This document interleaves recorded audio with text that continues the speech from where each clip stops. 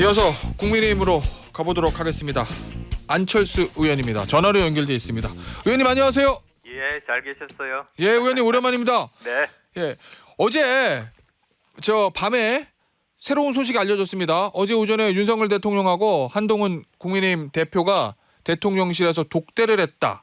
예. 비공개로 이렇게 알려졌는데 자세한 내용은 뭐 아직까지 전해진 것은 없고요.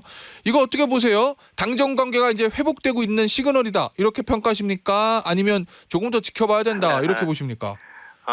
서로 이제 어떤 마음을 합치려는 노력이겠죠. 그래서 예. 저는 사실 예전부터 그랬습니다. 건강하고 건설적인 당정 관계가 예. 여당의 가장 중요한 핵심인데 예. 따로 또 같이 그 말이 맞다 이렇게 이야기를 했거든요. 따로 또 같이. 예, 그러니까 각자 잘하는 부분 있지 않습니까? 예. 정부는 집행 능력이 있고 또 당은 지역구 의원들이 많으니까 민심 파악하는 능력이 있습니다. 네. 그래서 그거를 발휘를 해서 만약에 정부가 민심과 좀 거리가 있는 정책을 의도와는 다르게 내는 경우가 있습니다. 네. 그러면 그거를 이제 당에서는 솔직하게 그 사실을 전달을 하고 또 더 민심에 맞는 그런 더 좋은 대안들을 내놓으면 예. 서로 상승작용들을 일으켜서 당, 정부 모두 다 민심 얻고 지지율 높일 수 있는 방법 아니겠습니까? 예. 그렇게 생각합니다. 알겠습니다. 자, 그런데 이제 어제 두 사람의 독대가 이 시점상 이 대통령실에 제2부속실 설치하는 거 요 발표하고 좀 겹쳐 있어서 혹시 요 한동훈 대표 체제가 들어서서 어제 이제 독대를 한 요 부분 이게 제2부속실 설치하는 대통령실의 결정하고 좀 관련이 있다고 보십니까? 아니면 그것과 무관하게? 저는 그건 꼭 관련이 있다고 볼 수는 없습니다. 오히려 더 예. 많은 현안들이 있지 않습니까? 여러 가지 뭐 최상병 특검이라든지 예. 또 지금 현재 물가고 그리고 또 여러 가지 경제 문제, 부동산 문제 네. 이런 많은 문제들 현안들이 있으니까 이것들을 어떻게 헤쳐나갈까 그런 민생에 관련된 그런 논의들이 많이 거기서 어떤 뭐 결론 방향 이런 것들이 나왔으면 예. 하는 바람입니다. 하나씩 보죠, 의원님. 이 제2부속실 설치하기로 대통령에서 결정했다고 발표했습니다. 이 대통령실의 결정은 어떻게 평가하고 계세요? 사실 제가 오래전부터 건의했던 내용입니다. 예. 그래서 만시지탄이라고 말씀드릴 수 있지만 예. 정말 바람직한 변화죠. 그러니까 이 제2부속실이라는 게 영부인 활동을 공식적으로 관리하면서 이제는 영부인 활동이 체계적으로 보좌되고 또 국민들에게 잘 관리되고 있구나 예. 이런 안심을 시켜드리는 부분 아니겠습니까? 예. 그래서 저는 늦었지만 긍정적으로 생각한다고 말씀드리겠습니다. 이게 중요한 거는 잘 운영되는 그런 부분인 건데 이 설치를 더 나아가서 운영 방식이나 이런 것에 대해서 좀 구체적으로 제안할 게 있으십니까, 의원님? 뭐 구체적으로 제안하기보다는 예. 사실 뭐 미세한 부분들은 오히려 용산에서 더 잘 알겠죠. 예. 근데 제가 또 거기에 대해서 민주당이 또 비판을 하는 걸 보고 예. 조금 기가 막혔습니다. 자, 민주당의 비판은 이런 겁니다. 이건 허울 뿐인 것이고 김 여사를 방탄하는 벙커로 활용하겠다는 의도다. 이게 이제 민주당의 비판이죠. 네, 그게 사실 그러니까 예. 그거야말로 저는 들으면서 이거는 국민 눈높이가 아니고 비판을 위한 비판이고 정쟁을 위한 정쟁 아닌가 생각했습니다. 네. 그래서 용산에서 비록 늦기는 했지만은 총선 지나고 나서 지금부터라도 관리 시스템을 하나씩 만들어가서 예. 민심에 부합하게 이 영부인 활동을 투명하고 체계적으로 하겠다는 거 아닙니까? 그거를 왜 저는 반대하는지 모르겠습니다. 예. 사실 그러려면 만들어 놓고 나서 미흡한 부분이 발견이 되면 그때 다시 어떤 시스템을 추가적으로 설치해서 보완하게 하는 게 야당이 하는 순서 아니겠습니까? 예. 그런 면에서 참 부적절하다고 생각했고요. 사실 뭐 지금 만약에 민주당이 논평을 한다면 예. 저는 오히려 시스템을 더 철저하게 아. 만들기 위해서 제가 예전부터 주장했던 특별감찰관 예. 임명해서 체계를 더 강화하라고 요구하는 게 그게 더 맞는 예. 방향 아닐까요? 알겠습니다. 자, 그럼 특별감찰관도 추가로 임명해야 된다. 이런 입장이신 거죠, 의원님? 예, 그러면 국민들이 더 안심하실 겁니다. 더 체계적으로 운영되고 관리되고 있다는 그런 마음이 들 겁니다. 알겠습니다. 지금 김건희 여사가 검찰 조사를 받았습니다. 그럼 이제 검찰의 처분만 남은 상황인데 어떻게 보세요, 의원님? 이 김건희 여사가 직접 본인의 입으로 국민에게 기존에 있었던 일에 대한 입장 표명이 필요하다. 더 나아가서 사과가 필요하다. 이렇게 보십니까? 아니면 이쯤이면 충분하다. 이렇게 보십니까? 네, 그러니까 지금 이제 수사가 진행되고 있으니까 예. 아마 이 사안들은 그렇게 복잡하지가 않지 않습니까? 그렇죠.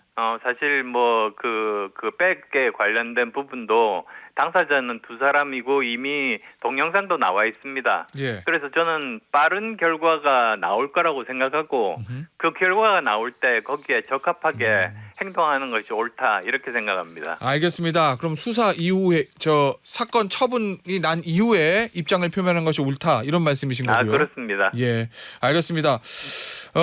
이 한동훈 대표 체제가 출범한 이후에 이 의원님께서 집권 여당다운 모습을 찾아야 된다 이렇게 얘기를 하셨습니다. 집권 여당다운 모습 이거는 구체적으로 어떤 거를 의미하시는 거죠?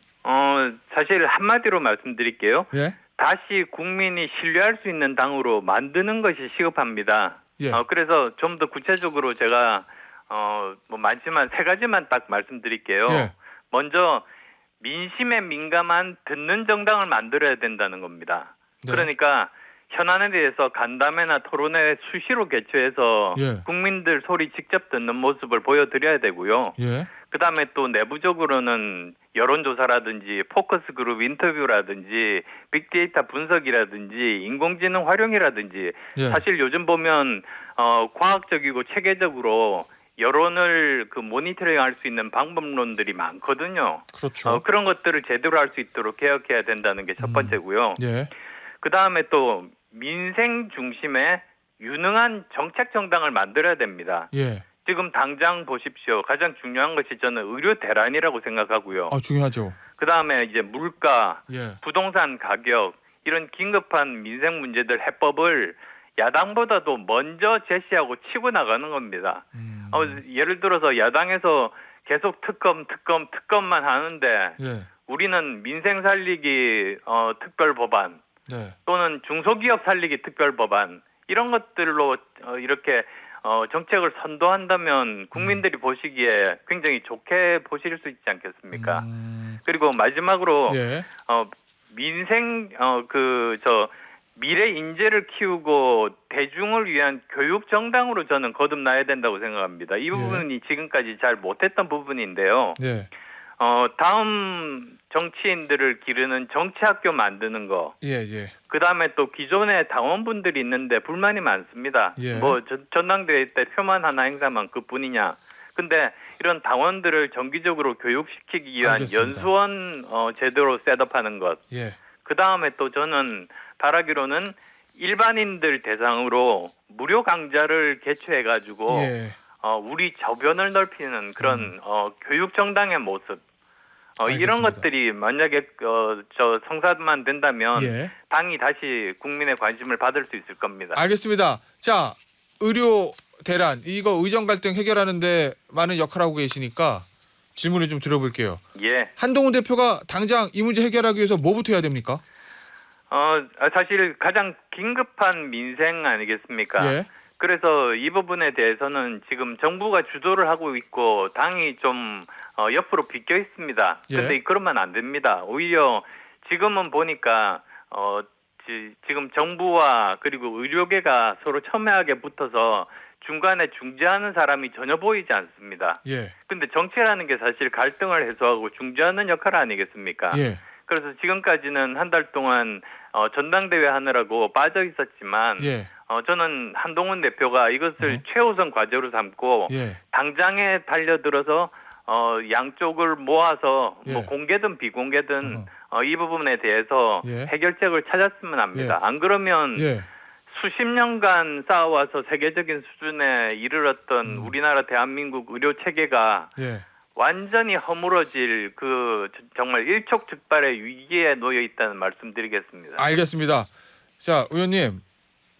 예. 다른 거 좀 질문 들어볼게요. 최상병 특검법 재의결할 때 의원님 무기명 투표긴 한데 찬성하셨어요? 반대하셨어요? 제가 이 말씀만 드릴게요. 예. 저는 국민 눈높이에서 예. 제 양심과 소신에 따라서 투표했습니다. 예. 근데 예. 그렇지만 제가 투표하면서 제가 페이스북에다가 예. 썼습니다. 그게 제가 생각했던 최선의 안은 여야가 합의된 안을 통과하는 거였습니다. 예. 그래서 혹시 만약에 다음에 또다시 이 사안이 상정이 된다면 예. 여야가 정치력을 발휘해서 합의된 그런 안이 상정되기를 기대합니다. 예. 이거 그러면은 반대 찬성하셨을 것으로 추정은 되는데 뭐 첫 번째 의결 때도 찬성하셨으니까 일부 언론 보도 보니까요. 한동훈 대표가 요거 반대해 줄 거를 전화해서 부탁을 했다. 뭐 이런 보도 있던데 맞습니까? 의원님? 한동훈 대표와 그 안뿐만 아니라 예. 다른 몇 가지 이야기들을 나눈 적이 있습니다. 그러면은 어쨌든 이거 민주당이 제안한 최상병 특검법은 이거 좀 반대 좀 해주세요. 이렇게 부탁했던 것은 맞는 거죠? 뭐 직접적으로 그렇게까지 말씀은 안 하시고, 예. 뭐 여러 가지로 그 분야에 대해서 서로 고민을 이야기를 하고 솔직하게 예. 대화를 했다는 말씀 정도 드리겠습니다. 한동훈 대표의 고민은 어디 있던가요?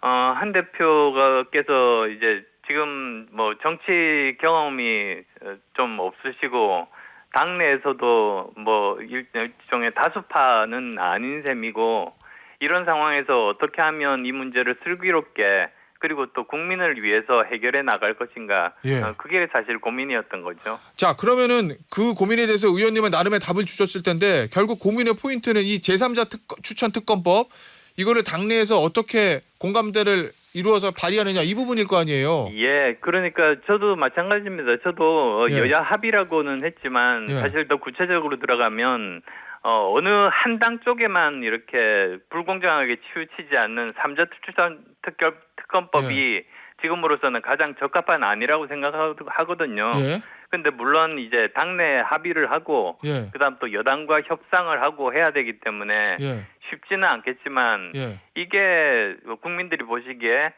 당이 변화되는구나, 어허. 민심을 받드는구나, 예. 그 첫걸음이라고 생각합니다. 그래서 절대로 포기해서는 안 되는데요. 예. 당내 의원들 설득 가능할 거라고 보십니까?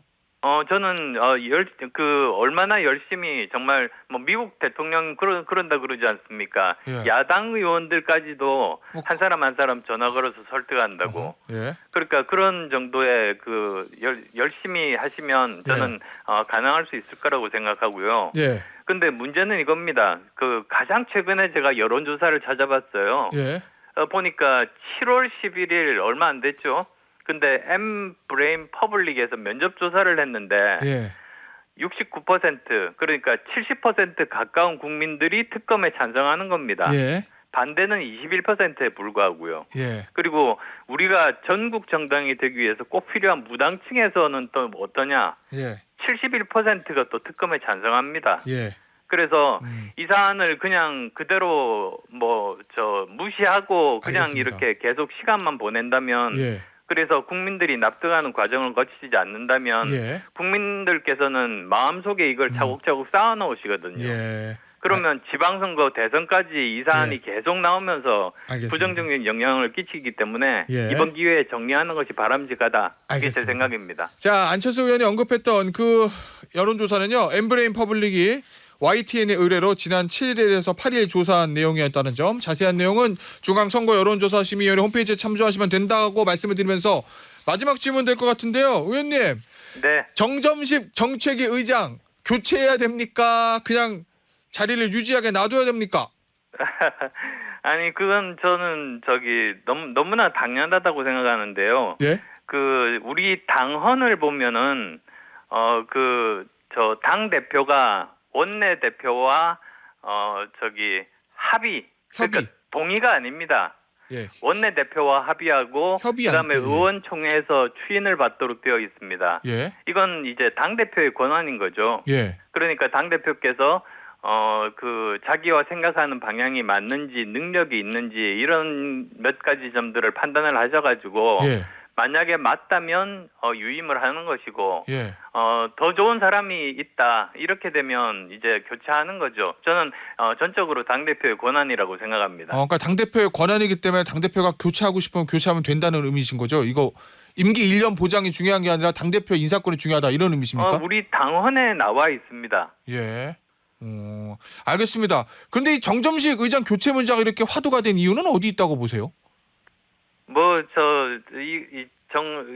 뭐라 그럽니까? 지도부의 한 멤버니까 굉장히 중요한 역할 아니겠습니까? 예. 그리고 지금 또 뭐 어떤 분들은 이렇게 계파를 나눠서 이야기도 하기도 합니다만 예. 그런 관점에서 보면 이 한 분이 예. 한쪽 파가 다수가 되느냐 소수가 되느냐 그 예. 정점에 놓여 있습니다. 알겠습니다. 그러다 보니까 아마도 예. 관심이 모여지지 않나 싶습니다. 알겠습니다. 오늘 인터뷰는 여기서 마무리하도록 하겠습니다. 지금까지 국민의힘의 안철수 의원이었습니다. 의원님 감사합니다. 감사합니다.